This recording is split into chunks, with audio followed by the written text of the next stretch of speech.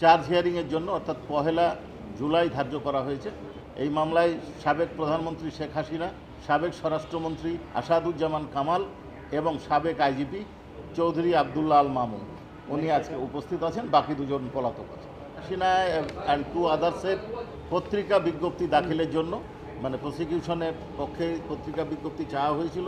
Tribunal পত্রিকা বিজ্ঞপ্তি দিয়েছিলেন, পত্রিকা পেপার পাবলিকেশন হয়েছে, পত্রিকা বিজ্ঞপ্তি নথিতে সামিল হয়েছে।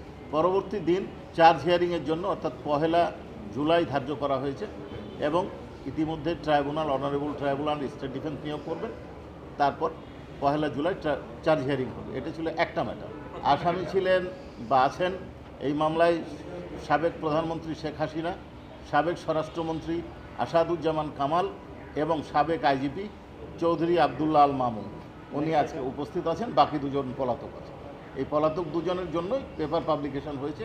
তাদেরকে হাজির হওয়ার জন্য বিজ্ঞপ্তি দেওয়া হয়েছিল, তারা হাজির হন নাই এবং যেহেতু হাজির হন নাই, পলাতক আসামিদের বিষয়ে যে বিধান ইন্টারন্যাশনাল ক্রাইমস ট্রাইব্যুনাল অ্যাক্ট 1973 যে স্টেট ডিফেন্স নিয়োগ করা হয়, সেই স্টেট ডিফেন্স নিয়োগ ট্রাইব্যুনাল করবে, এই মর্মে আদেশ দিয়েছে। এরপরে হচ্ছে আশুলিয়া। আপনারা জানেন যে 5ই আগস্ট আন্দোলন দমনের জন্য তৎকালীন আইন শৃঙ্খলা বাহিনী এবং আওয়ামী লীগ ক্যাডাররা যে নৃশংসতা প্রদর্শন করেছিল তার অন্যতম ছিল আশুলিয়ায় 6 জন ব্যক্তি, যার মধ্যে একজন জীবিত ছিল, তাদেরকে পুড়িয়ে দেওয়া হয়েছিল। এই মামলায় তদন্ত প্রতিবেদন আমরা গত দেশ জুড়ে তোলপাড় ওয়ালটন ফ্রিজ কিনে আপনিও হয়ে যেতে পারেন মিলেনিয়ার। 19 জুন পেয়েছি। আমরা 1 সপ্তাহ সময় চেয়েছি ফর্মাল চার্জ দাখিলের জন্য। এইখানে 16 জনকে অ্যাকিউজ করা হয়েছে। আমরা স্ক্রুটিনি করে দেখছি। আমরা আশা করছি 2 জুলাই এটা দিন ধার্য হয়েছে, এর মধ্যেই ফর্মাল চার্জ দাখিল করতে পারবো। সিস্টেম হচ্ছে যে এইখানে আমাদের ইনভেস্টিগেশন এজেন্সি 16 জনকে অ্যাকিউজ করে রিপোর্টটা আমাদের কাছে জমা দিয়েছেন। আমরা স্ক্রুটিনি করব। যদি 16 জন মনে হয় যে 16 জনের বিরুদ্ধে প্রাইমা ফেসি কেস আছে, তাদের বিরুদ্ধে ফর্মাল চার্জ দাখিল হবে।